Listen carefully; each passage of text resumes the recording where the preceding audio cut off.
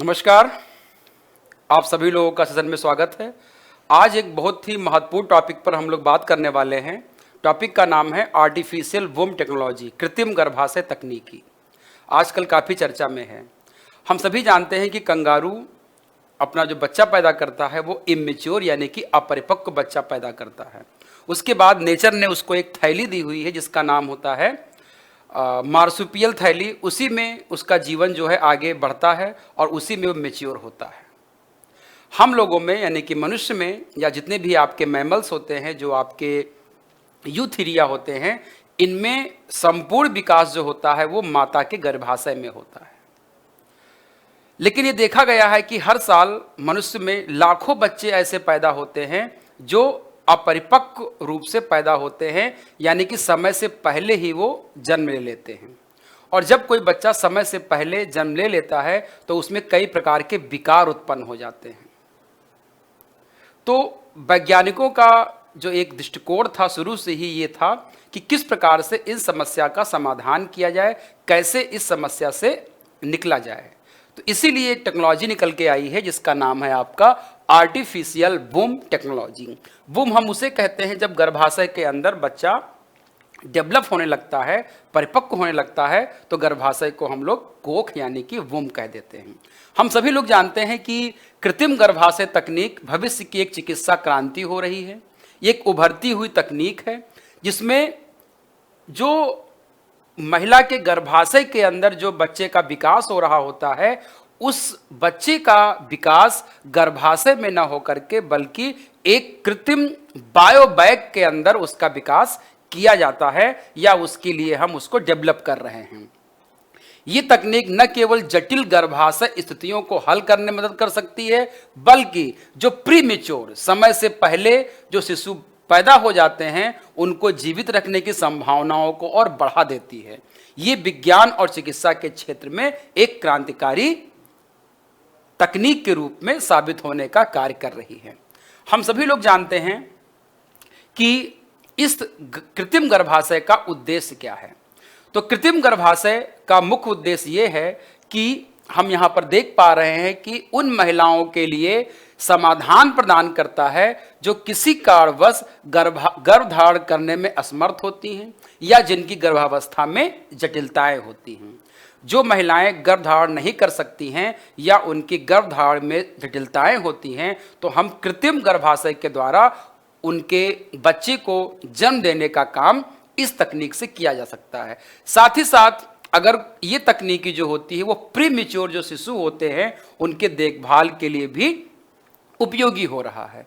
हम सभी जानते हैं कि शिशुओं का जो जन्म होता है अगर वो 24 से 28 हफ्ते में हो जाता है तो उनके जीवित रहने की संभावना बहुत कम रह जाती है, और यदि वो जीवित भी रह जाते हैं तो उनमें कई प्रकार के शारीरिक और मानसिक विकार उत्पन्न हो जाते हैं। सुनने की क्षमता कम हो जाती है, सोचने की क्षमता कम हो जाती है, उनका मस्तिष्क प्रॉपर काम नहीं करता है और जीवन भर वो अपंगता के रूप में अपना जीवन व्यतीत करते हैं।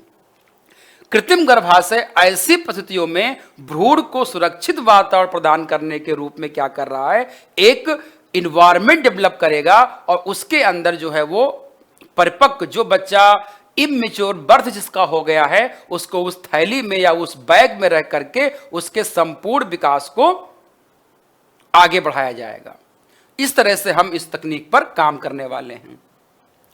हम यहां पर देखते हैं कि ये तकनीकी किस रूप में कार्य करती है। तो हमको ये जानना होगा कि कृत्रिम पर्यावरण का इसके लिए निर्माण किया जाता है जिसके अंतर्गत जटिल जैविक और यांत्रिक प्रक्रियाओं का उपयोग किया जाता है। एक तरफ जहां पर बायोबैग का निर्माण किया जाता है, बायोबैग की संरचना का उपयोग बिल्कुल उसी रूप में किया जाता है जिस रूप में एक गर्भाशय होता है। हम सभी जानते हैं कि गर्भाशय के अंदर एक एमनियोटिक फ्लूइड होता है जो बच्चे को शौक से और उसको जीवन प्रदान करने की सारी अनुकूल अवस्थाएं प्रदान करता है। इस बायोबैग में ही एमनियोटिक फ्लूइड का निर्माण किया जाता है, यानी कि उसके अंदर भर दिया जाता है, जो बिल्कुल वास्तविक गर्भाशय का इन्वायरमेंट उस शिशु को वहां पर वो प्रदान करता है। इस बायोबैग के अंदर भ्रूण को रखा जाता है और उसके चारों ओर के जो वातावरण को ठीक वैसे ही नियंत्रित किया जाता है जैसे कि गर्भ के अंदर बच्चा विकसित होता है। हम सभी जानते हैं कि जो बच्चा और माँ जो होता है वो एक अम्बिलिकल कॉर्ड यानी कि एक गर्भनाल से जुड़े होते हैं। गर्भनाल से ही पूरा का पूरा पोषण माँ से बच्चे में जाता है और बच्चे के अंदर जितना भी टॉक्सिन्स या जितना भी उत्सर्जी पदार्थ होता है वो बच्चे से माँ के शरीर में जाता है और रक्त के थ्रू बाहर निकल जाता है। यही कुछ सिस्टम हम लोग इस पॉली बैग या बायो बैग में विकसित करने का काम कर रहे हैं। भ्रूण को ऑक्सीजन और पोषक तत्वों की आपूर्ति प्लेसेंटा जैसी कृत्रिम प्रणाली के माध्यम से दी जाती है। बच्चा मां के गर्भाशय में जिस प्लेटफॉर्म पर या जिस प्लेट पर विकसित होता है उसको प्लेसेंटा कहा जाता है। प्लेसेंटा से ही सारा न्यूट्रिशन और ऑक्सीजन की आपूर्ति बच्चे को होती है। इस प्लेसेंटा नुमा संरचना को इस बायोबैग के अंदर निर्माण किया गया है जिसके थ्रू पूरा का पूरा ऑक्सीजन और न्यूट्रिशन जो है वो बच्चे तक पहुंचता रहे। इस प्रणाली को भ्रूण के रक्त को अम्बिलिकल कॉर्ड के माध्यम से आर्टिफिशियल ऑक्सीजन एक्सचेंजर से जोड़ती है जिससे भ्रूण को आवश्यक ऑक्सीजन और अन्य तत्व जो है वहां पर क्या हो सकते हैं, प्राप्त होते रहते हैं। इसके साथ ही भ्रूण के अपशिष्ट पदार्थों को भी यहां से हटाए जाने का कार्य किया जा रहा है। अब यहां पे बात आती है कि कौन कौन सी ऐसी तकनीक है जिसको अभी तक उपयोग किया जा रहा है। तो ध्यान रखिएगा, अभी तक इस प्रकार का एक्सपेरिमेंट मेमने के ऊपर किया गया है और जो सफल रहा है। कई मेमने का इस प्रकार से जो ऐसे मेमने जो इमेच्योर बर्थ हुआ है उनको इस बायो बैग में रख करके उनका पूर्ण विकास करने का प्रयास किया जा रहा है। इस क्षेत्र में यूरोप, अमेरिका, ऑस्ट्रेलिया, कनाडा कई देश जो है इस पर काम कर रहे हैं। अलग अलग तकनीकी का इसमें विकास किया जा रहा है। एक्सटेंट तकनीक जो होती है वो एक प्रकार से क्या कर रही है, शिशु को प्रयोगशाला में निर्मित एमनियोटिक द्रव से भरे कंटेनर में रखा जाता है। इसका फुल फॉर्म होता है extra uterine environment for newborn development. Newborn development के लिए जो आपका न्यूबॉर्न के डेवलपमेंट के लिए उसको एक एक्स्ट्रा यूटेराइन इन्वायरमेंट रखा जाता है जिसका शॉर्ट फॉर्म में एक्सटेंट टेक्नोलॉजी रखा गया है। तो एक्सटेंट टेक्नोलॉजी को और बेहतर करने के लिए इस पर रिसर्च चल रही है। एक टेक्नोलॉजी आपका है EVE technology, x Vivo uterine environment. Australia और जापान के वैज्ञानिक कृत्रिम गर्भाशय में EVE थेरेपी पर सहयोग कर रहे हैं, उसका पूर्ण रूप से विकास कर रहे हैं। एक्स विवो यूटेराइन इन्वायरमेंट यानी कि माता के गर्भाशय के बाहर एक इन्वायरमेंट विकसित करना जहां पर बच्चे का विकास करना। एक और टेक्नोलॉजी जो यूरोपियन कंट्रीज कर रही हैं, प्रसवकालीन जीवन समर्थन दे रही हैं।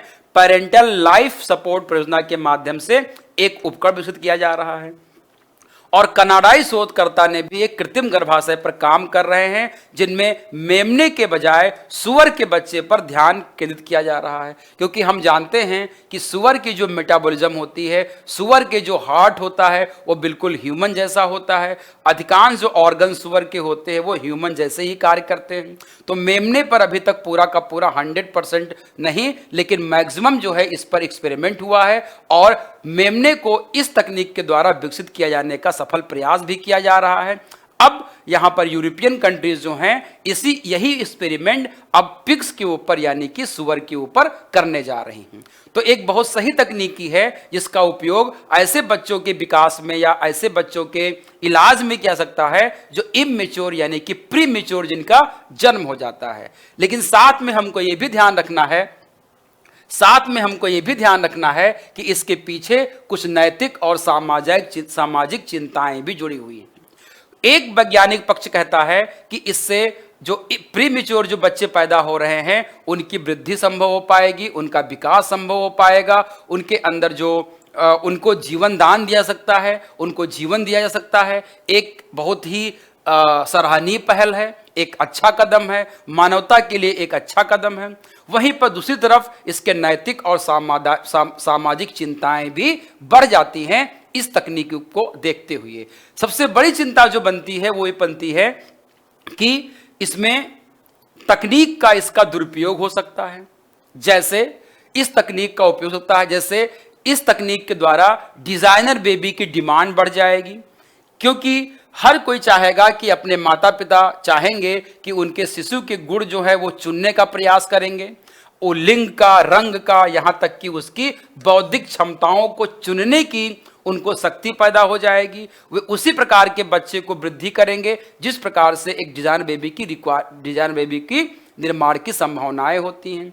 तो डिजाइनर बेबी एक प्रकार से नैतिक और सामाजिक चिंता जाहिर करती है कि इसमें लिंग, रंग और बौद्धिक विकास के लिए उस भ्रूण के साथ या उस बच्चे के साथ छेड़छाड़ की जा सकती है और अपने अकॉर्डिंग बच्चे का जन्म दिया सकता है, जो क्या हो जाएगा आगे चल करके सामाजिक रूप से इसका गहरा प्रभाव पड़ेगा और जो सामाजिक ताना बाना है उसके बिखरने का भी 100% चांसेस हो जाएंगे अगर इस प्रकार से इसका दुरुपयोग किया गया तो।